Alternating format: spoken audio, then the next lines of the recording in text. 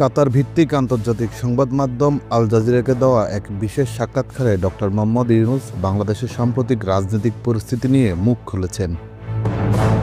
সাক্ষাৎকারে অন্তর্বর্তীকালীন সরকারের প্রধান উপদেষ্টা ডক্টর মোহাম্মদ ইউনূস আলোচনা করেন জুলাই বিপ্লব, শেখ হাসিনার দেশত্যাগ এবং পূর্ববর্তী সরকারের দুর্নীতির নানা দিক নিয়ে।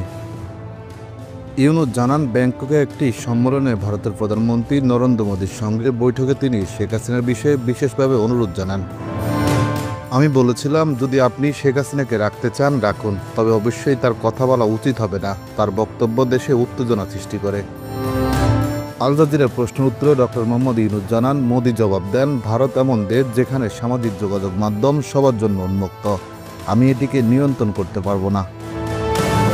সাক্ষাৎকারে আরও জানতে চাওয়া হয়, শেখ হাসিনা নাকি এখনও নিজেকে বাংলাদেশের প্রধানমন্ত্রী বলে দাবি করছেন। এ নিয়ে আপনার কি মতামত রয়েছে?